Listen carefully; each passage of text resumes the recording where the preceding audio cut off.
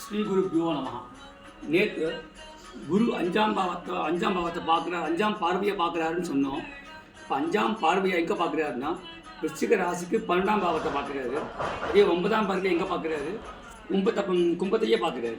So மிதுனத்திலிருந்து கும்பத்தை பார்க்குறாரு. இப்போ மிதுனத்தில் வரவே இல்லை, குரு பெயர்ச்சி இன்னும் ஆகலை. ஸோ இருந்தாலும் இந்த கால்குலேஷன் வந்து இப்போ விருச்சிக ராசின்னு எல்லா அஸ்ட்ராலஜர்ஸும் சொல்கிறதுனால குரு பார்க்குறாருன்றது நான் சொல்கிறேன். பட் இன்னும் குரு பயிற்சி ஆகலை. ஓகே, ஸோ இந்த மாதிரி குருவுடைய 5, 7, 9ஆம் பாவத்தை வந்து குரு பார்க்குறாரு. அந்த பார்க்கக்கூடிய திருஷ்டிக்கு தான் பலம் அதிகம்.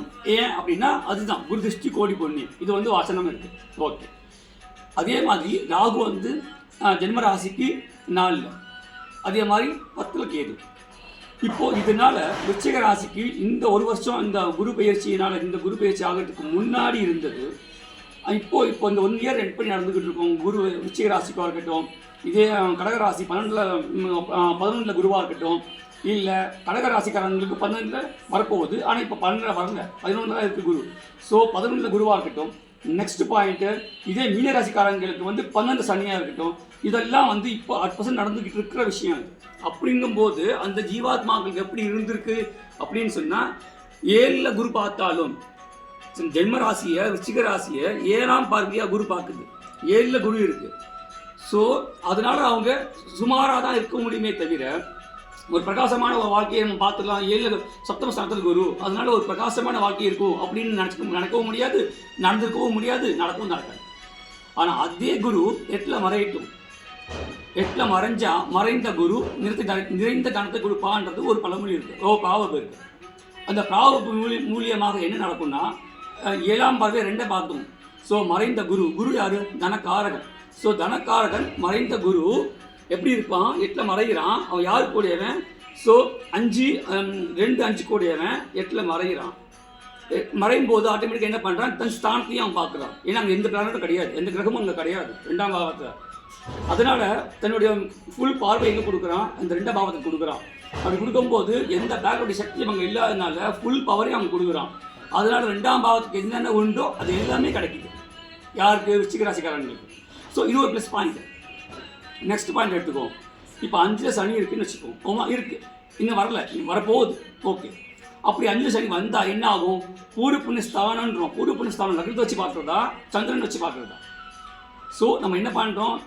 ஜெனிஜனம் சௌக்கியானாம் வர்தனி குணசம்பதாம் பதவி பூர்வ புண்ணியானாம்ன்றோம். பதவி எங்கே வருது? பூர்வ புண்ணிய ஸ்தானத்தில் வருது. எப்படி வருது?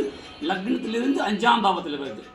ஸோ லக்னாத் பஞ்சமஸ்தானம் தான் சொல்கிறோம் தவிர சந்திராத் பஞ்சமஸ்தானம் நம்ம சொல்லலை. அது மாதிரி ஒரு ஃபார்முலாவும் நம்மகிட்ட இல்லை.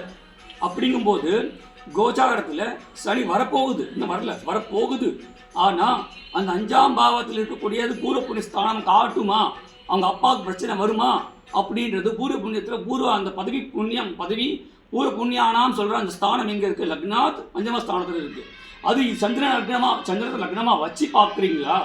அப்படி பார்த்தோமே ஆனால் சந்திரனுக்கு அப்பாவுடைய ஸ்தானம் தான் வருமே தவிர அம்மா ஸ்தானமே வருமே தவிர அப்பா ஸ்தானம் எங்கேருந்து வரும்? ஸோ பூர்வ புண்ணியம் அப்படின்றது வந்து லக்னாத் பஞ்சமஸ்தானம் தான்.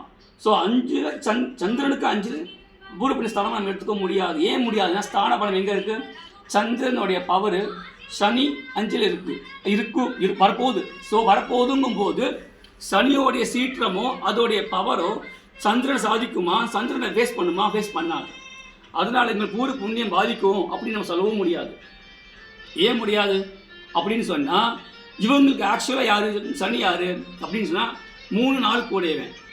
அப்போ ஓகே, அதில் கிரகம் இருக்குது. ஏன் 4 ராகு வரப்போகுது. 4 ராகு வரப்போகுதுன்றதுனால நம்ம 4ஆம் பாவத்தை பேச வேண்டாம். 5ல் சனி போகிற மாதிரியே பேசுவோம்.